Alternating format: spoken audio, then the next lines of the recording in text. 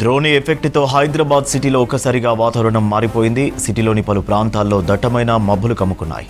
పలు ప్రాంతాల్లో చిరుజల్లులతో పాటు మోస్తరు వాన కురుస్తోంది. మరో 2 గంటల్లో ఉరుములు మెరుపులతో భారీ వర్షం పడే అవకాశం ఉందన్నారు వాతావరణ శాఖ అధికారులు. అప్రమత్తంగా ఉండాలని సూచించారు. బంగాళాఖాతంలో ద్రోణి ఎఫెక్ట్తో పలు జిల్లాల్లో మరో 2 రోజుల పాటు ఉరుములు మెరుపులతో వానలు కురిసే ఛాన్స్ ఉన్నట్లు వాతావరణ శాఖ తెలిపింది. 9 జిల్లాలకు ఆరెంజ్ అలర్ట్ జారీ చేశారు. ఇకటు మంచిర్యాల, పెద్దపల్లి జిల్లాల్లో పలు చోట్ల ఈదురుగాలులతో వర్షం పడింది. రాష్ట్రంలో డిఫరెంట్ వెదర్తో మరో 2 రోజుల పాటు ఉష్ణోగ్రతలు సాధారణం కంటే 2 నుంచి 3 డిగ్రీలు తక్కువ నమోదయ్యే అవకాశం ఉన్నట్లు ఐఎండీ స్పష్టం చేసింది. డీటెయిల్స్ కల్పన అందిస్తారు. కల్పన, వెదర్ అప్డేట్స్ ఏంటి? సూర్య, ప్రస్తుతం అయితే బంగాళాఖాతంలో ఒక ద్రోణితో పాటు ఉపరితల ఆవర్తనం కొనసాగుతుంది.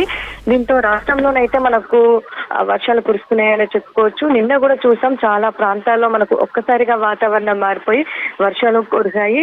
ముఖ్యంగా చూసుకున్నట్టయితే ఇటు సంగారెడ్డి కావచ్చు, రంగారెడ్డి కావచ్చు, దాంతోపాటు సిటీ శివారు ప్రాంతాల్లోనైతే మనకు ఎక్కువగా వర్షాలు అయితే కనిపించాయి. ముఖ్యంగా చూసుకున్నట్టయితే దాదాపు నార్సింగ్ మున్సిపాలిటీ పరిధి కావచ్చు, ఇటు రాజేంద్ర నగర్, మైనాదేవుపల్లి, అత్తాపూర్, బండ్లగూడ జాగిర్తో పాటు ఇటు సంగారెడ్డికి సంబంధించి పటాన్ చెరువు, రామచంద్రపురం, బిహెచ్ఈఎల్, దాంతోపాటు చాలా ప్రాంతాల్లోనైతే నిన్న మనకు వర్షం కురిసింది.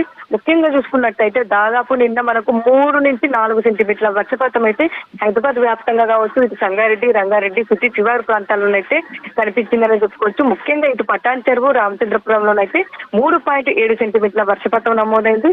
దాంతోపాటు ఎక్కువగా ఇటు చేవెళ్ల ప్రాంతంలో కూడా మనకు దాదాపు ఉరుములు మెరుపులు, ఈదురుగాలతో పాటు గంట పాటు వర్షం అయితే నమోదైంది. దీంతో చాలా ప్రాంతాల్లో కావచ్చు, ఇటు చాలా వాటర్ లాగింగ్ ఏర్పడిందని చెప్పుకోవచ్చు. చాలా ప్రాంతాల్లో కూడా మనకు ఈదుగాలతో కూడిన వర్షంకి ఇటు స్తంభాలు నేల కొరగడం జరిగింది. దాంతో పాటు ఎక్కువగా చూసుకున్నట్టయితే విద్యుత్ అంతరాయం ఏర్పడింది.